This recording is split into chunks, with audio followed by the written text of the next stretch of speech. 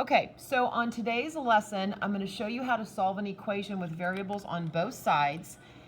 I know you guys have been writing your steps out, but it's really, really important. It's more important now that we have letters on the left and the right side of the equal sign. So I'm going to tell you all to go to the equal sign and put a little dotted line going down. If you have a highlighter, it's good to put a highlighter. I want you to think of that as a wall. It's very, very important, okay? Everything revolves around whether it's moved across the equal sign or not. So we need to organize our letters and our numbers.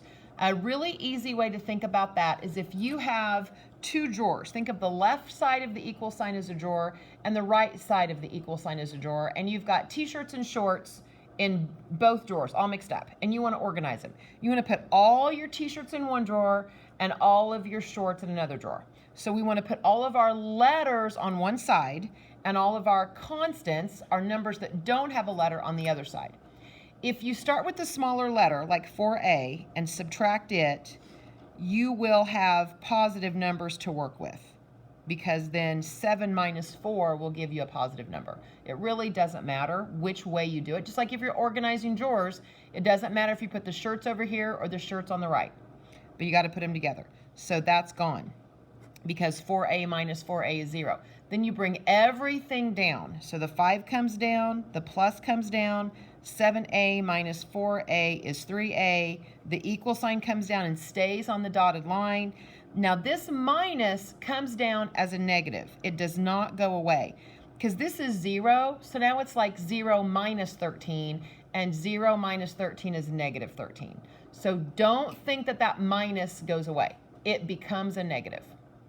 Well, if we moved our letters to the left, we're going to move our numbers to the right. So I need to get rid of the 5. The 5 is positive. So I'm going to subtract 5 from both sides. Now that's 0. I don't need to write the plus, because 0 plus 3A is just a positive 3A. The plus really does just become a positive, but we don't write positive all the time. I mean, if it's not written, it's assumed to be positive. Now this one you got to be careful on. Negative 13 minus 5 is a negative 18. If you are not good with your negatives, use your calculator, but the way that you get better is you take your calculator and you punch in negative 13 minus 5. In your head, you try to get the answer, and then you hit equals. If you just use your calculator without trying to think of it yourself, you're never going to get better at it, okay? So then your last step is to divide, because 3 times A means multiply. So we're going to divide both sides by 3. We're going to divide. 3 divided by 3 is 1. So now I have 1A, which is A. And negative 18 divided by 3 is negative 6. Now, one thing you can do if you feel like you're not sure if you got it right or not, you can always check your answer with solving an equation. Like if your job is to solve an equation, you can always double check. So just take negative 6 and put it in.